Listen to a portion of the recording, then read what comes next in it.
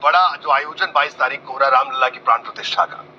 गांव-गांव में एक जो परिस्थिति, हम तो बहुत गांव से जुड़े हुए हैं, लोगों में दीपावली से ज्यादा महोत्सव का उत्साह है जी। लोग अति प्रसन्न हैं और वो व्यक्त नहीं कर पा रहे हैं। बस सब लोग हर जगह कोई अगर चर्चा है तो वो 22 जनवरी की चर्चा है। और पहली बार हम अपने जीवन में तो लगभग 27 साल हो गए जी, 10 साल से तो लगभग 8 साल से स्मरण हमको बहुत अच्छे तरीके से जी, ऐसा हमने अपने जीवन में पहली बार देखा। माहौल महोत्सव जी, और कई पीढ़ियां इस उत्सव को देखने के लिए तरस गई। तो निश्चित रूप से सबने पहली बार देखा है और बहुत अद्भुत है। रही हमारी तैयारी की बात, हम 22 जनवरी को जा रहे हैं, प्रभु श्री राम हमको बुला रहे हैं, निमंत्रण दे रहे हैं और बागेश्वर हनुमान जी ना जाएं ऐसा कैसे हो सकता है? आपको निमंत्रण आया है? आमंत्रण पहुंचा है। ये तो आपने बड़ी बात बताई, क्योंकि पूरे देश भर में चर्चा है किसको निमंत्रण मिल रहा है किसको नहीं मिला है। हमको मिला है, धन्यवाद। तो आप 21 तारीख को या 22 तारीख को पहुंचेंगे अयोध्या? कोशिश करेंगे कि 21 को पहुंचे जी। चलिए, आप तो बिल्कुल हनुमान भक्त हैं तो अयोध्या जाना तो जरूरी है आपका। लेकिन ये बताइए कि पूरे कई लोग कह रहे हैं कि हमें निमंत्रण मिला, कई कह रहे हैं हमें नहीं मिला, कई राजनीतिक लोग, और कई जिन लोगों को निमंत्रण मिला, कई पॉलिटिकल पार्टियां ऐसी हैं, उनका कहना है कि साहब हम नहीं जाएंगे, धर्म व्यक्तिगत विषय है। क्या निमंत्रण का विषय राम जी की आस्था नहीं है जी। राम जी के लिए भी अगर निमंत्रण पड़े तो ये हमें तो नहीं लगता कि आपकी राम भक्ति है। आपका प्रोटोकॉल तभी खत्म हो जाता है जहां राम का नाम आ जाता है जी। फिर आप कुछ भी नहीं जी, फिर आप एक राम भक्त हैं और भक्त को भगवान के पास जाने के लिए इनविटेशन की आवश्यकता नहीं। लेकिन 22 तारीख का मौका है तो महोत्सव है, किसी 22 तारीख वाले महोत्सव में एक उसकी व्यवस्था है, एक प्रोटोकॉल है, वहाँ के ट्रस्ट ने एक प्रोटोकॉल बना रखा। हाँ, उसी को लेकर बात कर रहा हूं। ट्रस्ट अपने तरीके से लोगों को चयन कर रहा है। लगभग सभी लोगों को जो गणमान्य है, साधु हो, संत हो, चाहे वो स्पोर्ट्स में हो, नेता हो, जिनकी मैं बात कर रहा हूँ। हाँ, अब जिनको मिला उनको जाना चाहिए। फिर अपनी व्यक्तिगत धारणा है, आप नहीं जाते, ये आपकी व्यक्तिगत। देखिए, कई नेताओं ने कहा कि हम नहीं जाएंगे क्योंकि धर्म व्यक्तिगत आस्था का विषय है। कई लोगों ने कहा कि हम सोचेंगे अभी, और कई लोगों ने कोई जवाब नहीं दिया। नीतीश कुमार को भी निमंत्रण मिला है, बिहार के मुख्यमंत्री हैं, लेकिन वो आएंगे नहीं आएंगे इसको लेकर संशय है। राजनेताओं पे हम बहुत ज्यादा टिप्पणी करते नहीं, उनको हम कोई बहुत ज्यादा जवाब देने की कोशिश भी नहीं करते हैं। आशीर्वाद तो देते हैं। हाँ, आशीर्वाद देते हैं। वो एक गुरु होने के नाते जो हम प्रार्थना करते हैं, हनुमान जी से प्रार्थना करते हैं, उनको मार्गदर्शन देते हैं। गुरु होने के नाते जो हमारा कर्तव्य है उसका। लेकिन एक बात बताइए आप महाराज, आप तो हिंदू राष्ट्र की बात आप करते हैं, तो आपको नेताओं को तो आपको बोलना पड़ेगा, क्योंकि अगर आप इस अवधारणा पर आप सोचते हैं तो नेताओं पर भी आपको बोलना पड़ेगा। आप पॉलिटिकली बच रहे हैं, आपको लगता है कि कहाँ इस राजनीति में फंसे, इस नेता के बारे में बोलेंगे ये नाराज हो जाएगा, उसको आशीर्वाद देंगे वो खुश हो जाएगा, तो शायद इसलिए आप कमेंट नहीं, ऐसा बिल्कुल भी नहीं। हिंदू राष्ट्र राजनीति का विषय नहीं, इसलिए नहीं होगा। लेकिन हिंदू राष्ट्र दिलों का विषय है, और हिंदू राष्ट्र में चाहे नेता का दिल हो, अभिनेता का दिल हो, या फिर कोई मजदूर का दिल हो, उसके दिल में राम का चरित्र होना चाहिए। ये हिंदू राष्ट्र की कल्पना है। इसलिए हमें उसके प्रोटोकॉल से मतलब नहीं है कि आप नेता हो या नहीं हो, आप राम भक्त हो, हमारे लिए ये परिचय बहुत अच्छा है। लेकिन जो नेता आपके पास आशीर्वाद लेने आते हैं, मैं राम मंदिर पे भी आऊंगा, लेकिन अभी विषय कुछ ऐसा छिड़ गया तो मुझे लगा आपसे बात कर लेनी चाहिए, मौका मिला है। बिल्कुल। तो ये बताइए कि जो नेता आपसे आशीर्वाद लेने आते हैं, चाहे वो किसी दूसरी पार्टी के नेता हो और किसी भी पार्टी के नेता हो, तो उनको आप ये अवधारणा नहीं समझाते अपने ये राष्ट्रवाद की और इस तरह की? बेझिझक समझाते हैं, उनको बोलते भी, उनके मुंह पर भी बोलते हैं, उनकी कमियों को भी बोलते हैं, उनके गुणों को भी बोलते हैं, अवगुणों को भी बोलते हैं। और मानना ना मानना आपका कर्तव्य है। हर पिता अपने पुत्र को अच्छा बुरा बताता है कि ये बुरा है, ये अच्छा है। तो कमलनाथ जी भी आपके पास आशीर्वाद लेने आए थे चुनाव से पहले, वसुंधरा भी आई थी। ये बात अलग है, कोई काम उनके नहीं आया इस बार, पता नहीं क्या कहाँ गड़बड़ हो गई। लगभग सब आए, जो आए और जो जिस भावना से आए उन पर वैसी कृपा हुई। हम अक्सर एक बात बोलते हैं, बाबाओं से चुनाव नहीं जीतना है, जनता को बाबा बना लो, चुनाव जीत जाओगे। तो ये लोग जनता को बाबा नहीं बना पाए, आपका कहना है? हम कुछ कह नहीं सकते कि किसके जीवन में क्या हुआ। हमारे पास हर राज्य का व्यक्ति आया, नेता, हर प्रकार के नेता आए, हर पार्टी का व्यक्ति आया। बड़ा जो आयोजन 22 तारीख को हो रहा है रामलला की प्राण प्रतिष्ठा का। गांव-गांव में एक जो परिस्थिति, हम तो बहुत गांव से जुड़े हुए हैं, लोगों में दीपावली से ज्यादा महोत्सव का उत्साह है जी। लोग अति प्रसन्न हैं और वो व्यक्त नहीं कर पा रहे हैं। बस सब लोग हर जगह कोई अगर चर्चा है तो वो 22 जनवरी की चर्चा है। और पहली बार हम अपने जीवन में तो लगभग 27 साल हो गए जी, 10 साल से तो लगभग 8 साल से स्मरण हमको बहुत अच्छे तरीके से जी, ऐसा हमने अपने जीवन में पहली बार देखा। माहौल, महोत्सव, जी। और कई पीढ़ियां इस उत्सव को देखने के लिए तरस गई। तो निश्चित रूप से सबने पहली बार देखा है और बहुत अद्भुत है।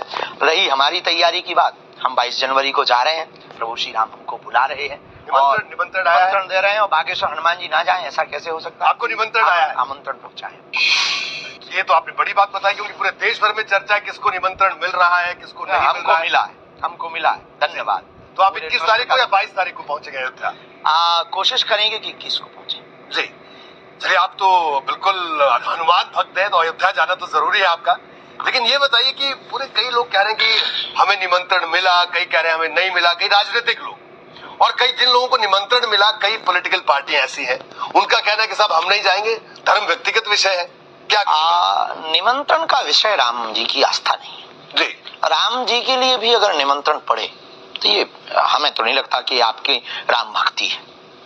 आपका प्रोटोकॉल तभी खत्म हो जाता है जहां राम का नाम आ जाता है जी। फिर आप कुछ भी नहीं जी। फिर आप एक राम भक्त हैं, और भक्त को भगवान के पास जाने के लिए इनविटेशन की आवश्यकता नहीं, लेकिन 22 तारीख का मौका है तो महोत्सव है। किसी 22 तारीख वाले महोत्सव में एक उसकी व्यवस्था है, एक प्रोटोकॉल है, वहाँ के ट्रस्ट ने एक प्रोटोकॉल बना रखा। हाँ, उसी को लेकर बात कर रहा हूं। ट्रस्ट अपने तरीके से लोगों को चयन कर रहा है, लगभग सभी लोगों को जो गणमान्य है, साधु हो, संत हो, चाहे वो स्पोर्ट्स में हो, नेता हो, जिनकी मैं बात कर रहा हूँ। हाँ, अब जिनको मिला उनको जाना चाहिए। फिर अपनी व्यक्तिगत धारणा है, आप नहीं जाते, ये आपकी व्यक्तिगत। देखिए, कई नेताओं ने कहा कि हम नहीं जाएंगे क्योंकि धर्म व्यक्तिगत आस्था का विषय है।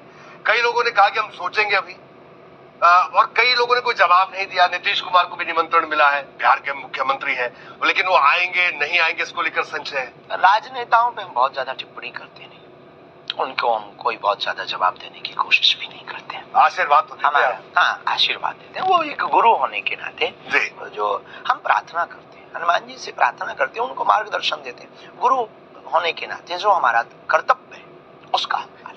लेकिन एक बात बताइए आप महाराज, आप तो हिंदू राष्ट्र की बात आप करते हैं, तो आपको नेताओं को तो आपको बोलना पड़ेगा, क्योंकि अगर आप इस अवधारणा पर आप सोचते हैं तो नेताओं पर भी आपको बोलना पड़ेगा। आप पॉलिटिकली बच रहे हैं, आपको लगता है कि कहाँ इस राजनीति में फंसे, इस नेता के बारे में बोलेंगे ये नाराज हो जाएगा, उसको आशीर्वाद देंगे वो खुश हो जाएगा, तो शायद इसलिए आप कमेंट नहीं, ऐसा बिल्कुल भी नहीं। हिंदू राष्ट्र राजनीति का विषय नहीं, इसलिए नहीं। लेकिन हिंदू राष्ट्र दिलों का विषय है, और हिंदू राष्ट्र में चाहे नेता का दिल हो, अभिनेता का दिल हो, या फिर कोई मजदूर का दिल हो, उसके दिल में राम का चरित्र होना चाहिए। ये हिंदू राष्ट्र की कल्पना है। इसलिए हमें उसके प्रोटोकॉल से मतलब नहीं है कि आप नेता हो या नहीं हो, आप राम भक्त हो, हमारे लिए ये परिचय बहुत अच्छा है। लेकिन जो नेता आपके पास आशीर्वाद लेने आते हैं, मैं राम मंदिर पे भी आऊंगा, लेकिन अभी विषय कुछ ऐसा छिड़ गया तो मुझे लगा आपसे बात कर लेनी चाहिए, मौका मिला है। बिल्कुल। तो ये बताइए कि जो नेता आपसे आशीर्वाद लेने आते हैं, चाहे वो किसी दूसरी पार्टी के नेता हो और किसी भी पार्टी के नेता हो, तो उनको आप ये अवधारणा नहीं समझाते अपने ये राष्ट्रवाद की और इस तरह की? बेझिझक समझाते हैं, उनको बोलते भी, उनके मुंह पर भी बोलते हैं, उनकी कमियों को भी बोलते हैं, उनके गुणों को भी बोलते हैं, अवगुणों को भी बोलते हैं। और मानना ना मानना आपका कर्तव्य है। हर पिता अपने पुत्र को अच्छा बुरा बताता है कि ये बुरा है, ये अच्छा है। तो कमलनाथ जी भी आपके पास आशीर्वाद लेने आए थे चुनाव से पहले, वसुंधरा भी आई थी। ये बात अलग है, कोई काम उनके नहीं आया इस बार, पता नहीं क्या कहाँ गड़बड़ हो गई। लगभग सब आए, जो आए और जो जिस भावना से आए उन पर वैसी कृपा हुई। हम अक्सर एक बात बोलते हैं, बाबाओं से चुनाव नहीं जीतना है, जनता को बाबा बना लो, चुनाव जीत जाओगे। तो ये लोग जनता को बाबा नहीं बना पाए, आपका कहना है? हम कुछ कह नहीं सकते कि किसके जीवन में क्या हुआ। हमारे पास हर राज्य का व्यक्ति आया, नेता, हर प्रकार के नेता आए, हर पार्टी का व्यक्ति आया। केवल भारत में ही नहीं, संपूर्ण विश्व में जितने भी राम भक्त रहते हैं उन सबको 22 जनवरी का महोत्सव मनाना चाहिए, दीपावली से भी बड़ा। जी, एक और बात ये बताइए कि एक बड़ा उत्सव होना चाहिए, ये बिल्कुल आप कह रहे हैं दिवाली से बड़ा होना चाहिए। और भी कई तरह की बातें हो रही है, लेकिन श्रेय की अगर बात है, जो पूरा मंदिर बन रहा है, इसका श्रेय किसको देते हैं आप? पूरा इतना बड़ा आंदोलन श्रेय की बहुत लंबी लिस्ट है जी।